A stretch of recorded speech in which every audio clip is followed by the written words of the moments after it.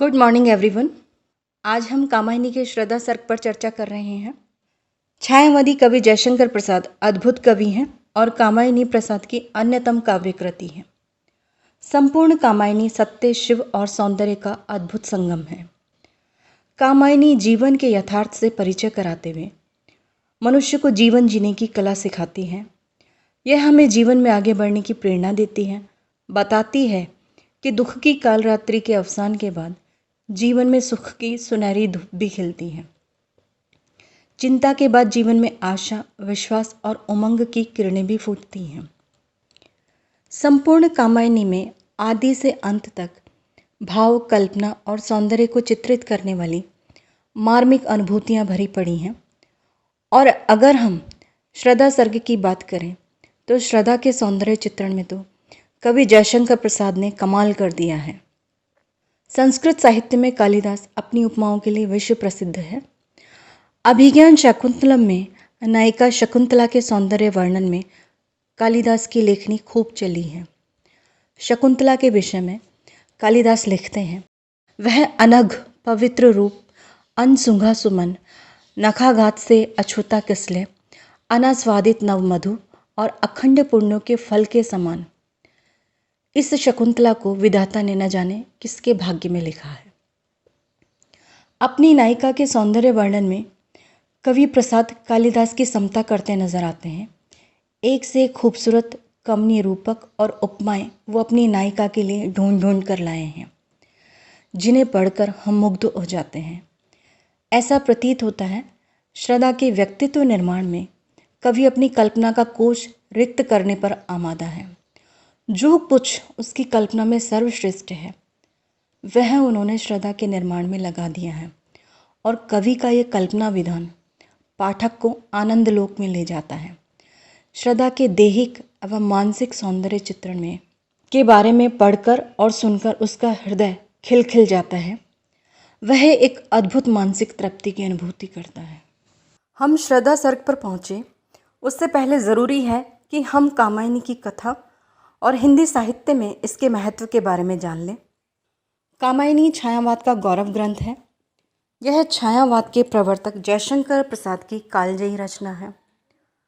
कालजयी रचना वह होती है जिस पर समय अपना प्रभाव नहीं डाल पाता, या जिस पर वक्त की गर्द भी बेअसर रहती है, और जो आज भी उतनी ही प्रासंगिक और जीवंत है जितनी अपने समय या रचना काल में रही होती है।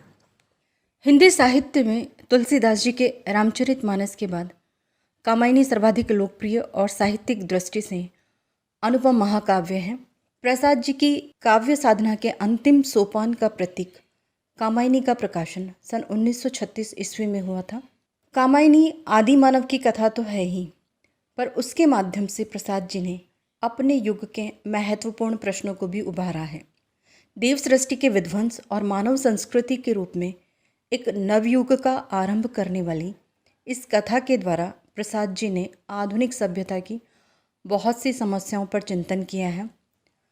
उनका मानना है कि जीवन में समरसता या सामरस्य को अपनाकर ही भौतिकता एवं बुद्धिवाद के द्वंद्व में फंसा मानव जीवन में आनंद की प्राप्ति कर सकता है।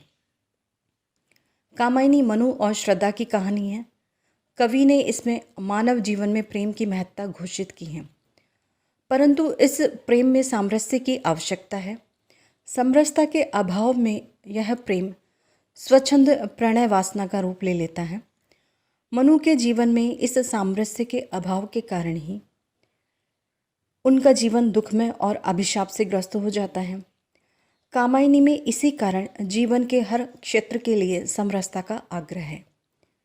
यह समरसता द्वंद्व भावना में सामंजस्य उपस्थित करते हुए मानव जीवन में सुख एवं शांति की स्थापना करती है।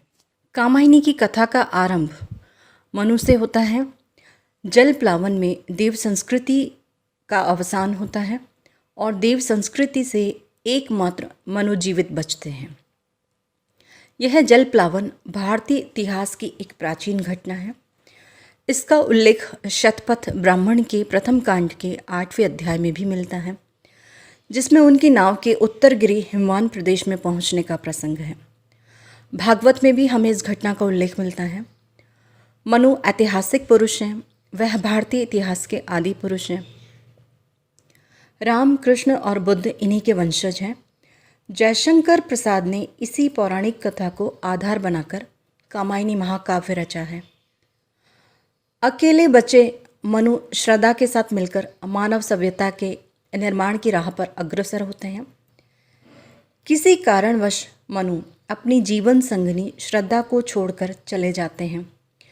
घूमते घूमते मनु सारस्वत प्रदेश में पहुंचते हैं और वहाँ उनके जीवन में एक अन्य नारी का प्रवेश होता है जिसका नाम है इड़ा। इड़ा सारस्वत प्रदेश की स्वामिनी है।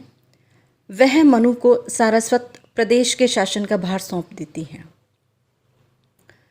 निरंकुश मनु के इड़ा के साथ अमर्यादित आचरण एवं उस पर अत्याचार को देख वहाँ की प्रजा विद्रोह कर देती है। मनु और प्रजा के मध्य संघर्ष होता है और इस संघर्ष में पराजित मनु जीवन से विरक्त होकर पलायन कर जाते हैं। श्रद्धा मनु को खोजती हुई सारस्वत प्रदेश पहुंचती है। अपने पुत्र मानव को वह इड़ा के पास छोड़कर स्वयं मनु की खोज में चल देती है और वह मनु को खोज भी लेती है। श्रद्धा के सहयोग एवं प्रेरणा से ही मनु जीवन में समरसता को ग्रहण करके आध्यात्मिक आनंद की प्राप्ति करते हैं। कामायनी का आधार पौराणिक अवश्य है, लेकिन वह वर्तमान संदर्भों से भी जुड़ती नजर आती है। नारी के प्रति एक नया दृष्टिकोण हमें कामायनी में देखने को मिलता है। चाहे आदिकाल हो या मध्यकाल, साहित्य में हमें नारी के दैहिक सौंदर्य के प्रति एक अजीब सा आकर्षण, सम्मोहन और प्रशंसा का भाव मिलता है। लेकिन छायावाद में हमें नारी के प्रति एक पावन दृष्टिकोण नजर आता है। कामायनी क्योंकि छायावाद की प्रतिनिधि काव्य कृति है, इसलिए उसमें भी नारी के प्रति पवित्र और श्रद्धापरक दृष्टि मिलती है। संपूर्ण कामायनी में नारी की महत्ता को स्थान स्थान पर चित्रित किया गया है। कवि प्रसाद लिखते हैं, नारी तुम केवल श्रद्धा हो, विश्वास रजतनक पक्तल में, पीयूष स्रोत सी बहा करो जीवन के सुंदर समतल में। प्रसाद भारतीय नारी के जिस भव्यतम एवं आदर्श स्वरूप की कल्पना किया करते थे, श्रद्धा उसकी साकार प्रतिमा है। श्रद्धा अवसाद में डूबे मनु को जीवन का संदेश देती है और मानवता की विजय कामना के लिए प्रेरित करती है। श्रद्धा कामायनी का महत्वपूर्ण किरदार है। इस काव्य में वह सर्वोत्तम चरित्र है। वह काम गोत्र की कन्या है, इसलिए उसे श्रद्धा नाम के साथ साथ कामायनी भी कहा जाता है। कामायनी चिंता से आरंभ कर आनंद सर्ग तक यह महाकाव्य 15 सर्गों में विभक्त है। चिंता, आशा, श्रद्धा, काम, वासना, लज्जा, कर्म, ईर्ष्या, ईड़ा, स्वप्न, संघर्ष, निर्वेद, दर्शन, रहस्य, आनंद नामक सभी सर्गों का नामकरण मानव मनोभावों के आधार पर किया गया है। कवि ने चिंता को मन का प्रथम मनोभाव बतलाकर उसके बाद आशा, श्रद्धा आदि क्रमिक मनोभावों की प्रस्तुति मनोवैज्ञानिक आधार पर की है। कामायनी का पहला सर्ग चिंता है और दूसरा आशा है। देव सृष्टि के विनाश के बाद मनु चिंतित और हताश हैं। अब प्रलय का जल भी उतर चुका है और प्रकृति में भी सुखद परिवर्तन आने लगा है। कवि इसकी सूचना देता हुआ कहता है, उषा सुनहले तीर बरसती जय लक्ष्मी सी उदित हुई, उधर पराजित काल रात्रि भी जल में अंतर्निहित हुई। वह विवर्ण मुख त्रस्त प्रकृति का आज लगा हंसने फिर से, वर्षा बीती हुआ सृष्टि में शरद विकास नए सिरे से। और इस परिवर्तन का प्रभाव मनु पर भी दिखाई देता है। उनमें जीवन के प्रति एक नई उम्मीद, नया विश्वास पैदा हुआ है। उनमें धीरे धीरे अब आशा का संचार होने लगा है। श्रद्धा सर्ग का आरंभ होता है और हम पाते हैं कि देव सृष्टि के विनाश के बाद मनु अपने में लीन है। वह कुछ सोच रहे हैं, विचार कर रहे हैं। सर्वत्र नीरवता है, निर्जनता है और एकांत है। ऐसा प्रतीत होता है कि उनके जीवन में किसी प्रकार की कोई गति नहीं है। लगता है जैसे सब कुछ थम सा गया हो, ठहर सा गया हो। लेकिन प्रकृति मनु को आगे बढ़ने का संदेश दे रही है। आज पवन मृदु सांस ले रहा, जैसे बीत गया खटका। जो अनिश्चितता और भय सर्वत्र व्याप्त था वह अब समाप्त हो गया है। वह विराट था हेम घोलता नया रंग भरने को आज। जब सृष्टि नवीनता की ओर, नवनिर्माण की ओर अग्रसर है तो मनु स्थिर कैसे रह सकते हैं। मनु इन सब से बाहर निकलना चाहते हैं, जीवन में आगे बढ़ना चाहते हैं, लेकिन कैसे वो समझ नहीं पा रहे हैं। उन्हें कोई राह दिखाई नहीं दे रही है। इसी पर वो चिंतन कर रहे हैं। मनु अपने विचारों में लीन है। उसी वक्त अनायास विचरण करती हुई श्रद्धा वहाँ आती है। मनु को निर्जन स्थान में बैठे देख उसे कौतूहल होता है। वह मनु से उनका परिचय जानना चाहती हैं। श्रद्धा मनु से परिचय पूछते हुए कहती हैं, कौन तुम संस्कृति जलनिधि तीर, तरंगों से फेंकी मणि एक, कर रहे निर्जन का चुपचाप, प्रभा की धारा से अभिषेक। श्रद्धा मनु से पूछती हैं कि तुम कौन हो। संस्कृति जलनिधि, संसार रूपी सागर। श्रद्धा कहती हैं कि संसार रूपी सागर की तरंगों से तट पर फेंकी हुई मणि के समान तुम कौन हो। जिस प्रकार समुद्र की लहरें समुद्र के गर्भ में पड़े हुए रत्नों को, मणियों को तट पर लाकर बिखेर देती हैं, उसी प्रकार सांसारिक आघातों के थपेड़ों से त्रस्त होकर इस निर्जन वन में आ पहुँचे तुम कौन हो। कर रहे निर्जन का चुपचाप, प्रभा की धारा से अभिषेक। श्रद्धा कहती हैं कि जिस प्रकार सागर तट पर पड़ी हुई मणि अपनी आभा से, अपनी कांति से निर्जन तट को आलोकित करती हैं, उसी प्रकार इस एकांत में बैठे तुम इस निर्जन का प्रभा की धारा से, अर्थात रोशनी की धारा से अभिषेक यानी तिलक कर रहे हो। श्रद्धा कहना चाहती हैं कि हे अपरिचित पुरुष, तुम अपनी उपस्थिति से, अपने भव्य व पुरुषोचित व्यक्तित्व की दीप्ति से इस निर्जन को सुशोभित कर रहे हो। मधुर विश्रांत और एकांत, जगत का सुलझा हुआ रहस्य, एक करुणामय सुंदर मौन और चंचल मन का आलस्य। मनु को देखकर श्रद्धा के मन में कोमल भावनाएं जागृत हो रही हैं। मनु को देख उन्हें लगता है कि बाहर से शांत प्रतीत हो रहे इस पुरुष के मन में बहुत कुछ उमड़ घुमड़ रहा है जो उसे विचलित कर रहा है। श्रद्धा मनु से उनकी इस व्याकुलता का कारण जानना चाहती हैं। इसीलिए वे कहती है, मधुर विश्रांत और एकांत। हे अपरिचित, तुम्हें देखकर ऐसा लगता है, ऐसा प्रतीत होता है कि जीवन के संघर्षों और आपदाओं से जूझते हुए तुम थक गए हो और इस निर्जन एकांत में मधुर अवकाश का सेवन कर रही हो। जगत का सुलझा हुआ रहस्य। तुम्हें देखकर ऐसा लगता है कि संसार के किसी महत्वपूर्ण रहस्य को तुमने सुलझा लिया है।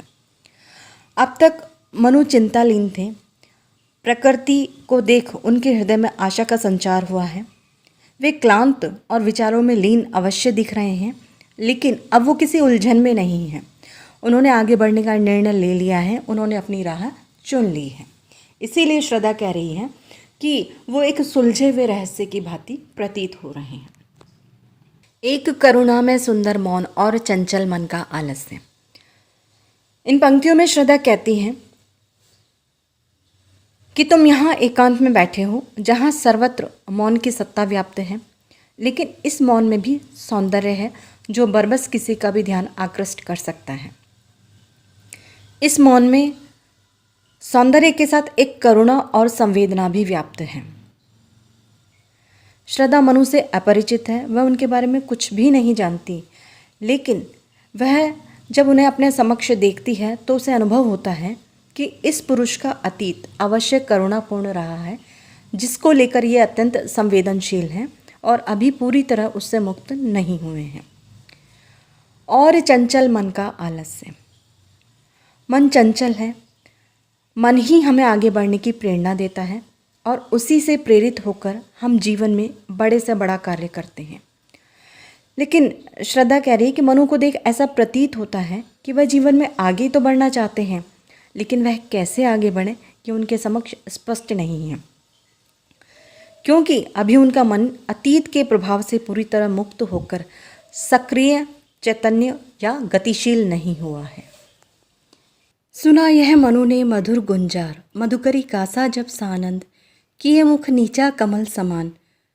प्रथम कवि का जो सुंदर छंद, एक झिटका सा लगा सहर्ष, निरखने लगे लुटे से कौन, गा रहा यह सुंदर संगीत, कुतूहल रह न सका फिर मौन। मनु जो अब तक एकांत से जूझ रहे थे, उन्हें उम्मीद नहीं थी कि उनके अलावा भी धरा पर कोई अन्य व्यक्ति बचा है। इसलिए जब वे अचानक प्रातःकाल के शांत वातावरण में एक मधुर नारी स्वर सुनते हैं तो उनकी जो मन स्थिति होती है उसी का वर्णन कवि प्रसाद कर रहे हैं। सुना यह मनु ने मधुर गुंजार, मधुकरी कासा जब सानंद। नीरवता को भंग करता श्रद्धा का मधुर स्वर उन्हें भ्रमरी की गुंजार के समान अत्यंत मीठा लगा जब सानंद, और इसको वे अत्यंत आनंद के साथ सुनते हैं। किए मुख नीचा कमल समान, प्रथम कवि का जो सुंदर छंद। श्रद्धा के लिए मनु अपरिचित पुरुष हैं, इसलिए उनका परिचय पूछने के क्रम में स्त्रीयोचित लज्जा के कारण वह अपना कमलवत सुंदर मुख नीचा किए हुए इस प्रकार सुंदर और मधुर शब्दावली बोल रही थी मानो आदि कवि वाल्मीकि के प्रथम छंद का पुनरावर्तन हो रहा हो।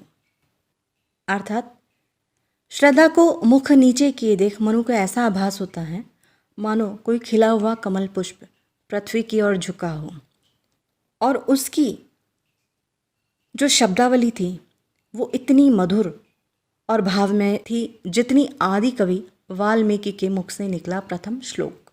इन पंक्तियों में कवि जयशंकर प्रसाद जी ने आदि कवि वाल्मीकि के प्रथम श्लोक का जो उल्लेख किया है यह उस समय का प्रसंग है जब प्रेम में निमग्न एक क्रौंच पक्षी युगल अर्थात सारस पक्षी के जोड़े पर एक बधिक लालच में आकर अपना बाण चलाता है और जोड़े में से एक क्रौंच पक्षी के प्राण ले लेता है। यह देख दूसरा क्रौंच पक्षी चित्कार कर उठता है। जनश्रुति के अनुसार यह दृश्य देख रहे ऋषि वाल्मीकि के मुख से करुणा व आवेग के साथ ये भाव अनायास उद्गार के रूप में निकल पड़े। माँ निषाद प्रतिष्ठां त्वं गमः शाश्वती समाह यत् क्रोचम मिथुनाम देकम वदीहि कामोहितम। आदि कवि वाल्मीकि के मुख से ये निकले ये उद्गार भारतीय साहित्य का प्रथम श्लोक माना जाता है।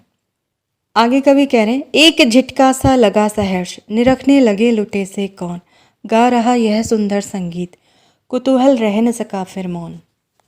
प्रलय के बाद मनु को लग रहा था कि वह अकेले बचे हैं। उन्हें उस निर्जन स्थान पर किसी अन्य के होने की संभावना दूर दूर तक नहीं थी। ऐसे में श्रद्धा की मधुर वाणी जब उन्होंने सुनी, एक झिटका सा लगा सहर्ष। श्रद्धा की वाणी सुनकर उन्हें एक हर्ष का, प्रसन्नता का झटका सा लगा। वो विचारों में लीन थे, उनके विचारों की श्रृंखला टूट गई और उनकी तन्मयता भंग हो गई। निरखने लगे लुटे से कौन। अत्यंत आनंद के साथ उन्होंने ऊपर की ओर दृष्टि की। अपने सामने खड़ी अत्यंत रूपवती एक तरुणी को वे अपनी सुध-बुध भूलकर निहारने लगे। ऐसा लगा उस समय श्रद्धा को देख मनु लुट गए हों। अपना सर्वस्व मानो वे श्रद्धा के समक्ष हार बैठे हों। अब मानो अपना कहने के लिए उनके पास कुछ भी शेष न रहा हो। गा रहा यह सुंदर संगीत, कुतूहल रह न सका फिर मौन। श्रद्धा के सौंदर्य और उसके संगीत में मधुर स्वर ने मनु को इतना सम्मोहित कर लिया कि वे श्रद्धा का परिचय जानने के लिए अधीर हो उठे। वे अपने कौतूहल को शांत नहीं रख पाए और देखा वह सुंदर दृश्य, नयन का इंद्रजाल अभिराम, कुसुम वैभव में लता समान, चंद्रिका से लिपटा घनश्याम। हृदय की अनुकृति बाह्य उदार, एक लंबी काया उन्मुक्त, मधुपवन क्रीडित जो शिशुसाल, सुशोभित हो सौरभ संयुक्त। कवि जयशंकर प्रसाद यहाँ से श्रद्धा के असीम सौंदर्य का वर्णन आरंभ करते हैं। श्रद्धा की वाणी इतनी आकर्षक और मधुर थी कि मनु अपने आप को रोक नहीं पाते। जैसे ही वे अपनी आंखें ऊपर उठाकर देखते हैं तो उन्हें सौंदर्य की साकार प्रतिमा श्रद्धा दिखाई देती है।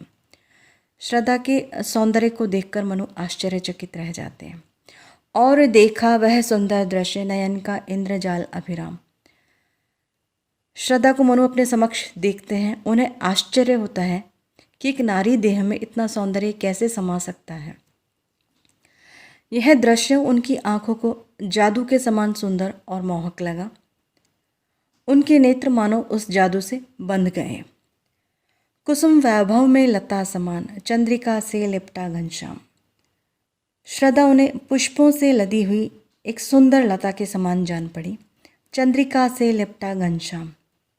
और कवि आगे कह रहे हैं कि श्रद्धा को देखकर मनु को ऐसा लगा जैसे चंद्रमा की शीतल चांदनी से लिपटा हुआ कोई बादल का टुकड़ा उनके समक्ष खड़ा हो।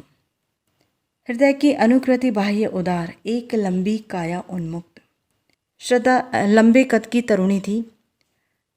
श्रद्धा की यह लंबी देह यष्टि उसके हृदय की अनुकृति अर्थात नकल या प्रतिकृति प्रतीत हो रही थी, अर्थात उसकी लंबी देह उसके हृदय की विशालता और उसके पवित्र भावों की परिचायक थी।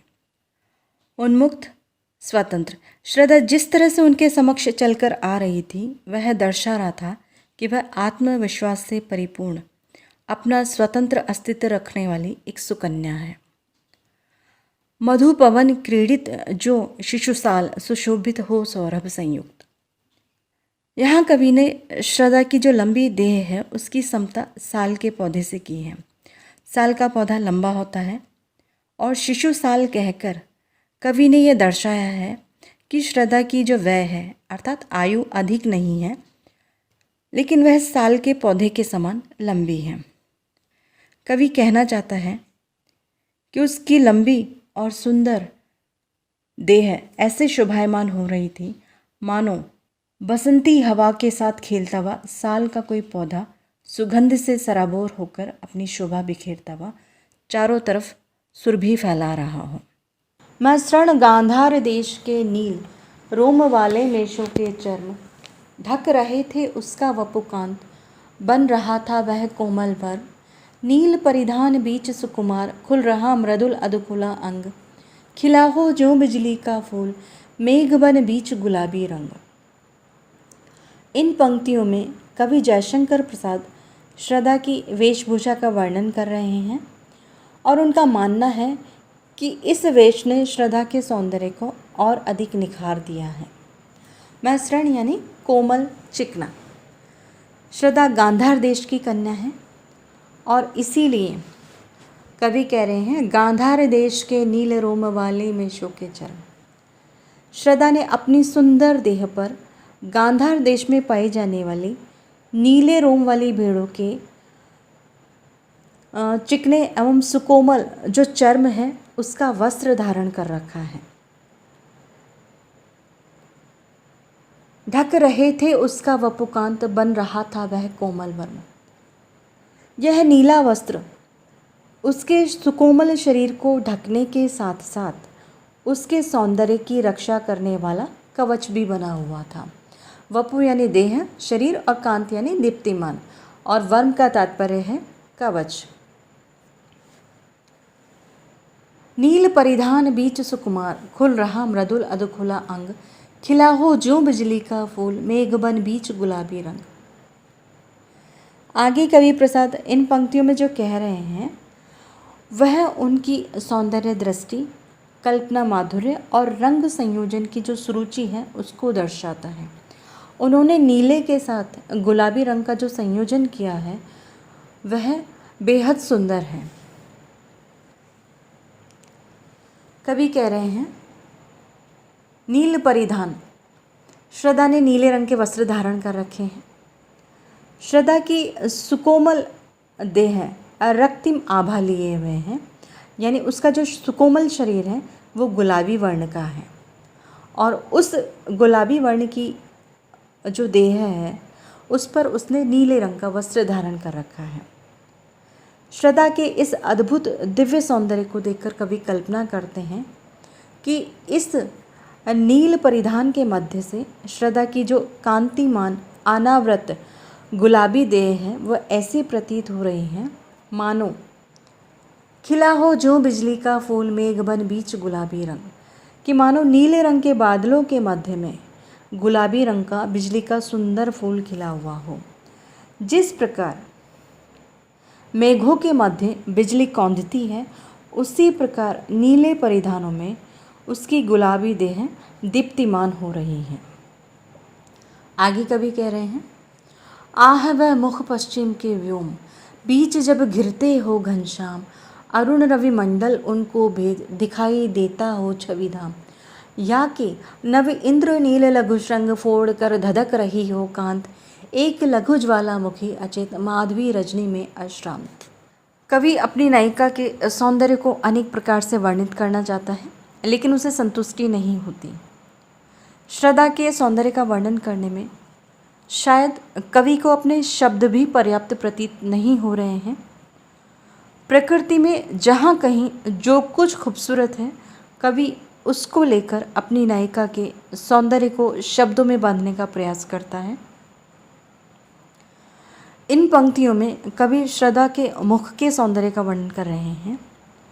आह वह मुख, कि उस मुख के सौंदर्य का क्या वर्णन किया जाए।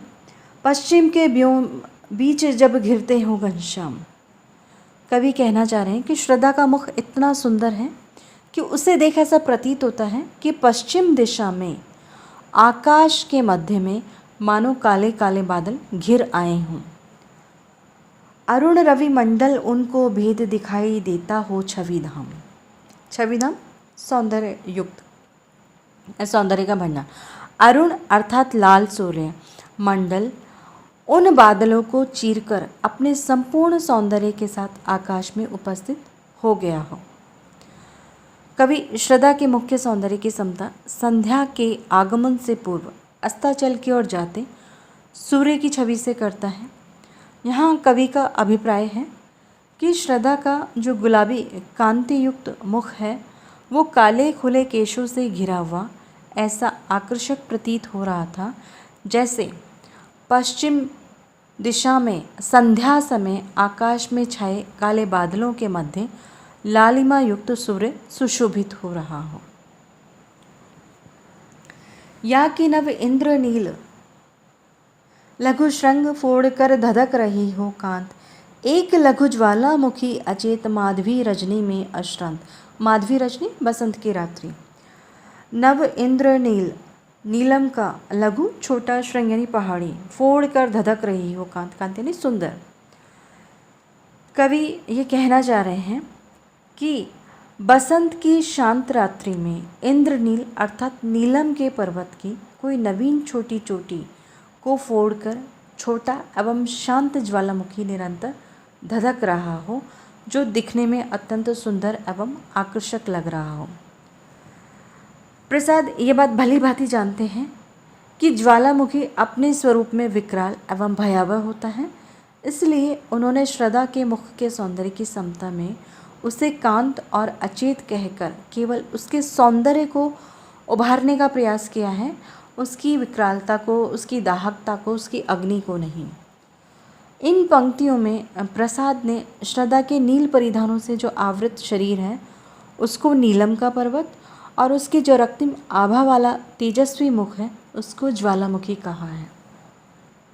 घिर रहे थे घुंघराले बाल अंश अवलंबित मुख के पास, नील घन शावक से सुकुमार सुधा भरने को विधु के पास।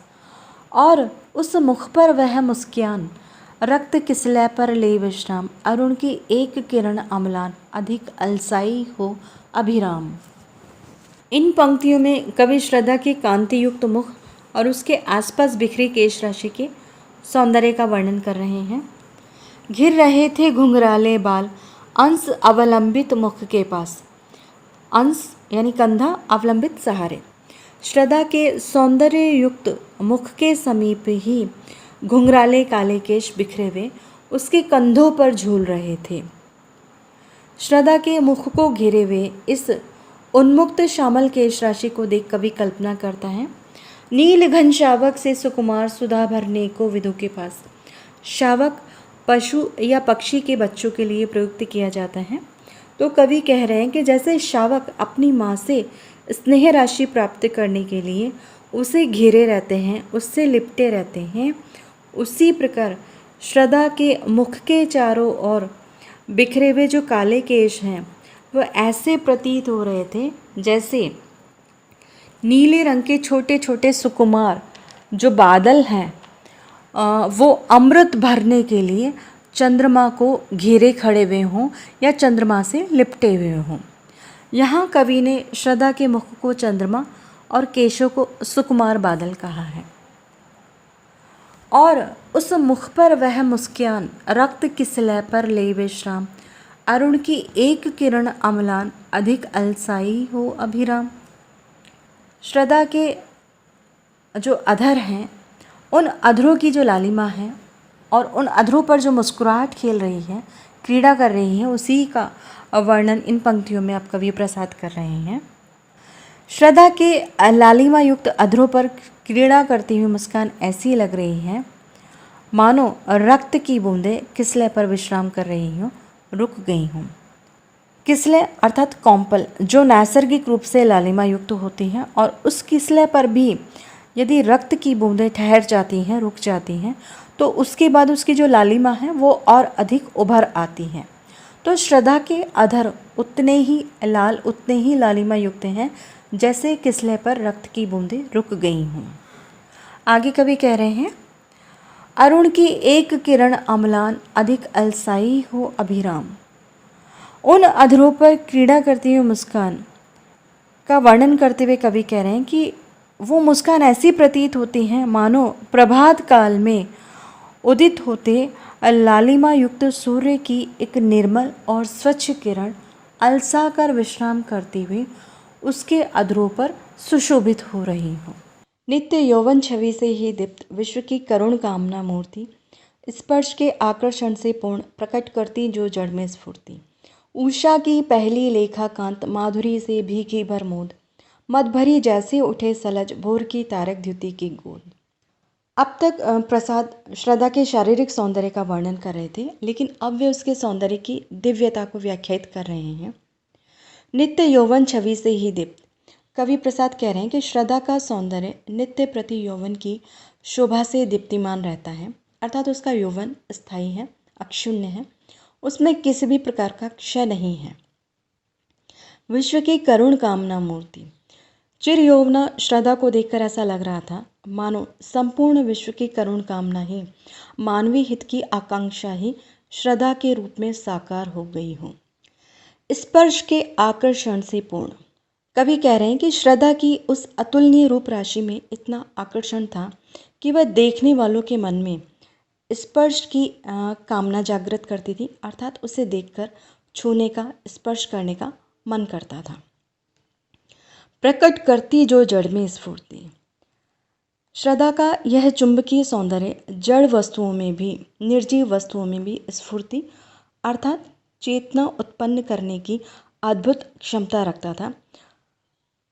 उषा की पहली लेखा कांत माधुरी से भीगी भरमोद, मदभरी जैसे उठे सलज भोर की तारक द्युति की गोद।